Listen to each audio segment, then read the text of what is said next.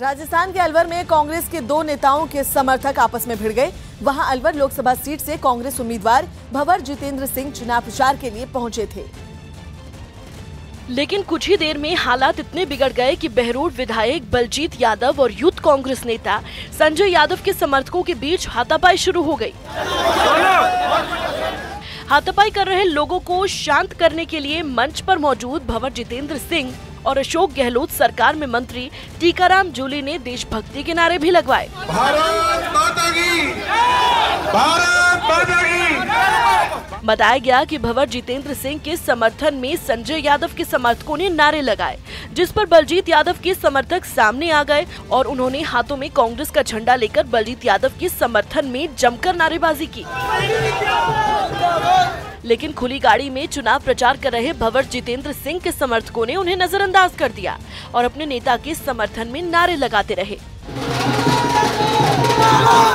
हालत बिगड़ने के काफी सीएम शिवराज सिंह चौहान पर हमला बोला और कहा कि पिछले 15 साल में प्रदेश भ्रष्टाचार का टापू बन गया था।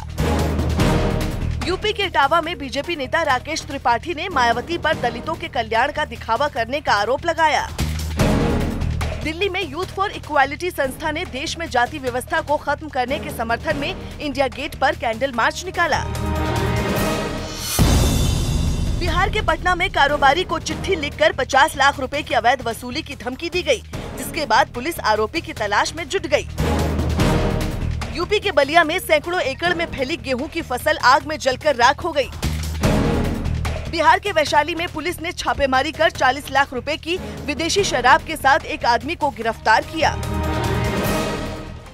उत्तर प्रदेश के सुल्तानपुर में आग लगने से 5 बीघा गेहूं की खड़ी फसल जलकर राख हो गई। बताया गया कि खेत से लगे मकान में लगी आग की वजह से गेहूं की फसल में आग लगी थी और फिर आग ने पूरे खेत को अपनी चपेट में ले लिया। गेहूं के खेत में लगी आग की लपटें दूर से दिखाई पड़ रही थी। वहीं आग से इलाके में हड़कंप मच गया और लोग आग बुझाने के लिए इधर उधर भागते दिखाई दिए। इस दौरान लोग पेड़ की टहनियों से खेत में लगी गेहूं की खड़ी फसल को गिराते नजर आए ताकि आग दूसरे खेत में ना पहुंचे।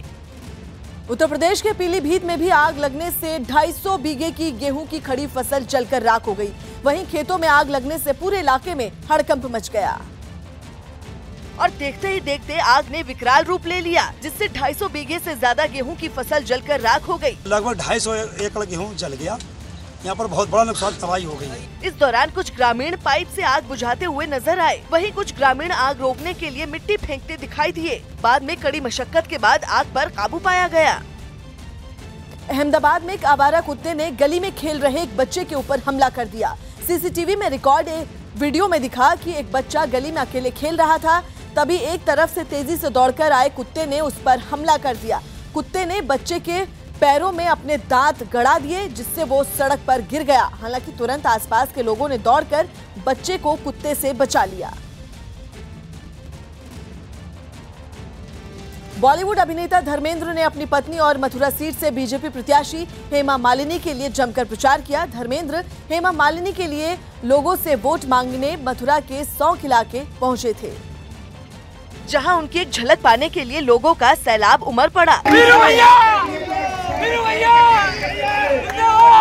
वहीं जब धर्मेंद्र मंच पर चढ़े तो लोगों ने उनके समर्थन में नारे लगाए। इस दौरान धर्मेंद्र ने शोले फिल्म के अपने मशहूर डायलॉग बोलकर हेमा मालिनी के लिए वोट की अपील की। अगर बसंती को भारी मात्रा से नहीं जताया तो आस-पास की किसी टंकी में चढ़ जाऊंगा। धर्मेंद्र के हर डायलॉग पर लोग तालियां बजाते दिखे।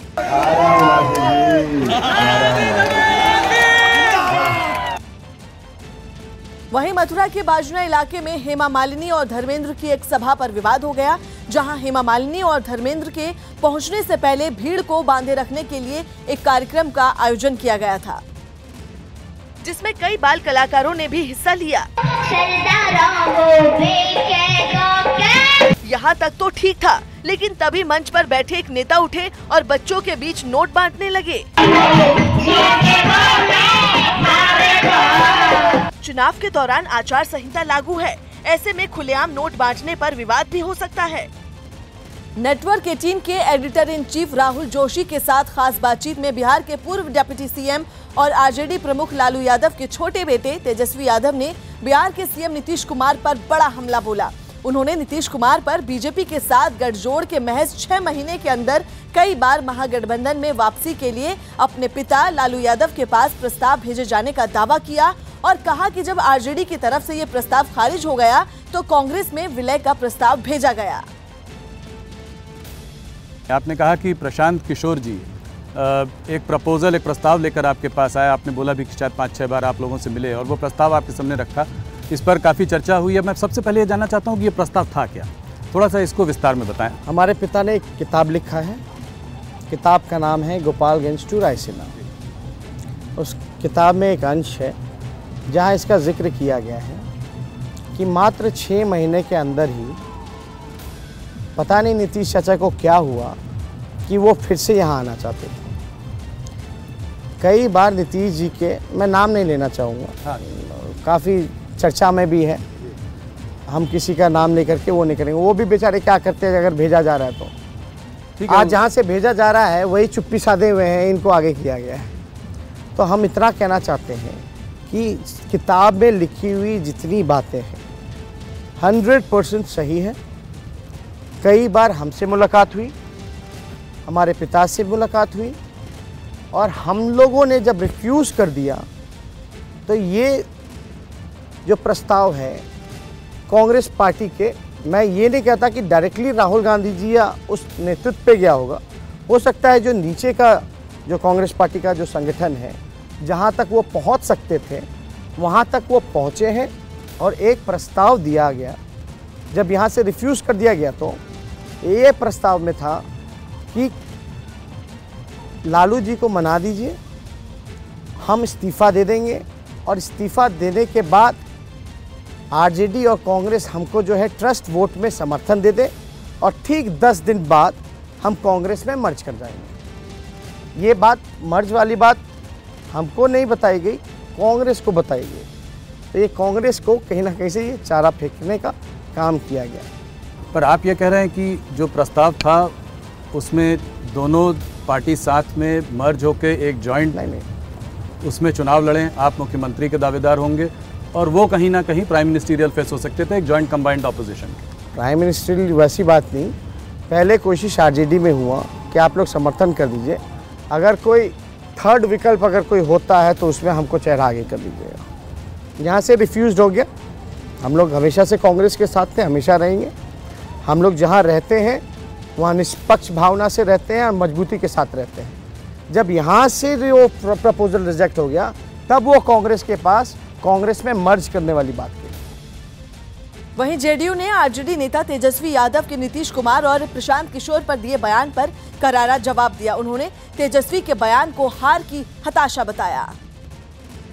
सत्ता से जिस तरह से वो बेदखल हुए थे, अगर उनको कोई भी ऐसा एक अवसर मिलता तो वो दौड़ते भागते इस अवसर को भुनाना चाहते। लेकिन नीतीश कुमार जी ने ये बार बार कहा कि वो उस महागठबंधन में सहज नहीं थे और कुछ दिनों के अंदर ही उन्हें ये महसूस हो गया था कि लंबे समय तक वो नहीं चल पाएंगे। ऐसे बकवास बयानों का कौन संज्ञान लेगा।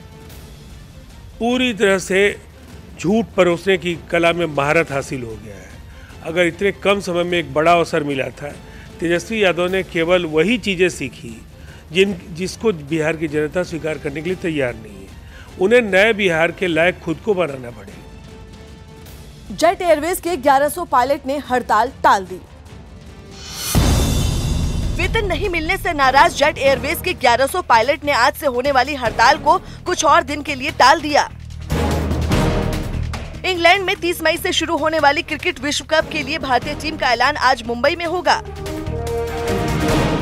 दिल्ली में ललित होटल के पास रणजीत सिंह फ्लाईओवर पर गाड़ी में हत्या के मामले में पुलिस ने 3 लोगों को गिरफ्तार किया। यूपी के चित्रकूट में महिलाओं ने छेड़खानी के आरोप में एक लड़के की पिटाई कर दी, जिसका वीडियो सोशल मीडिया पर वायरल हो गया। दिल्ली के राजौरी गार्डन में 11 अप्रैल को हुई 48 लाख की लूट के मामले में पुलिस ने 22 लाख रुपए बरामद करते हुए 2 आरोपियों को गिरफ्तार किया। यूपी के आगरा में खेत में लगी आग बुझाने गए दमकल कर्मियों पर ग्रामीणों ने हमला कर दिया, जिसमें एक दमकल कर्मी घायल हो गया।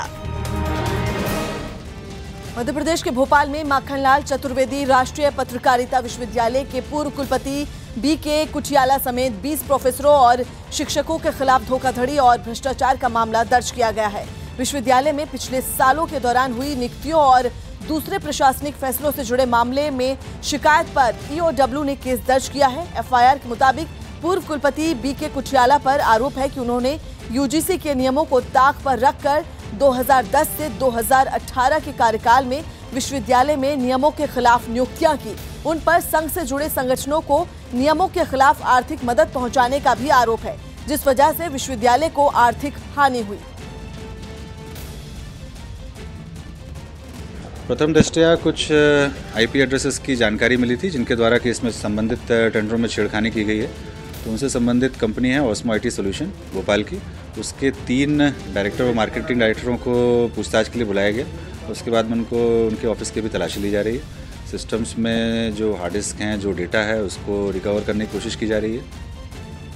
उत्तर प्रदेश के सहारनपुर में देवबंद के बीजेपी विधायक कुंवर ब्रजेश सिंह को लोगों के विरोध का सामना करना पड़ा। दावा किया जा रहा है कि विधायक वहां एक शहीद जवान के परिवार से मिलने पहुंचे थे, लेकिन परिवार से मिलकर लौटते वक्त उन्हें इलाके के लोगों ने घेर लिया। ये सभी लोग गांव से होकर गुजरने वाले नाले की वजह से परेशान थे और विधायक को देखते ही उनका विरोध करने लगे।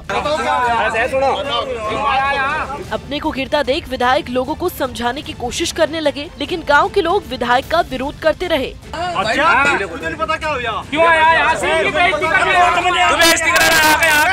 हंगामा इतना बढ़ गया कि विधायक के साथ मौजूद लोगों और गाँव वालों के बीच हाथापाई तक हो गई, जिसके बाद विधायक अपनी गाड़ी में जाकर बैठ गए। लेकिन इसके बाद भी लोग नारेबाजी और हंगामा करते रहे। काफी देर तक चले इस हंगामे के बाद विधायक गांव से चले गए।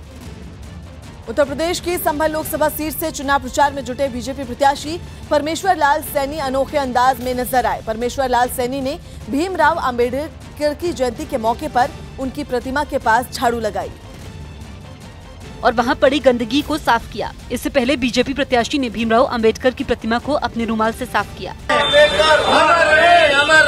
इसके बाद परमेश्वर लाल सैनी ने बाबा साहेब की प्रतिमा के आसपास पड़ी गंदगी को एक झाड़ू से साफ किया।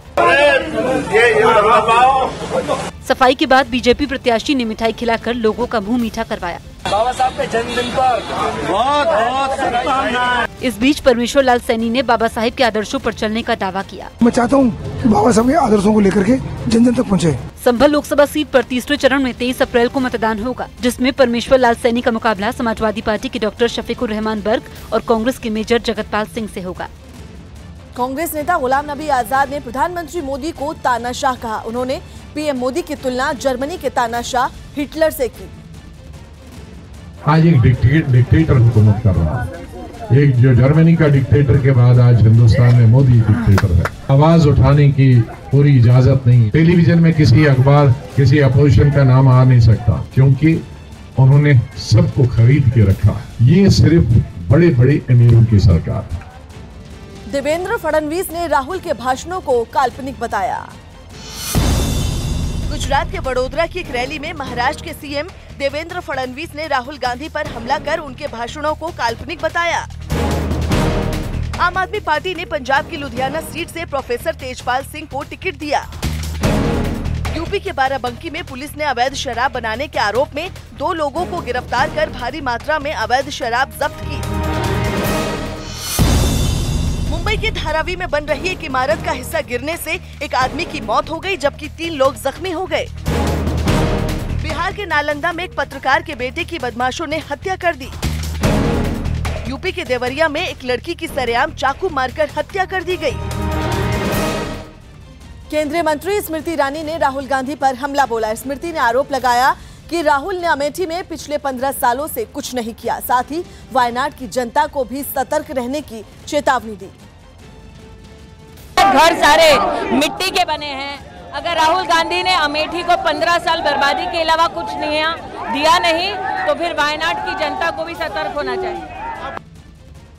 उत्तर प्रदेश के रामपुर में समाजवादी पार्टी के अध्यक्ष अखिलेश यादव ने पीएम नरेंद्र मोदी और यूपी के सीएम योगी आदित्यनाथ पर निशाना साधा। अखिलेश यादव रामपुर में एसपी प्रत्याशी आजम खान के लिए चुनाव प्रचार करने पहुंचे थे, जिसमें उन्होंने बीजेपी की प्रत्याशी जया प्रदा पर निशाना साधते हुए उन्हें कमजोर प्रत्याशी बताया।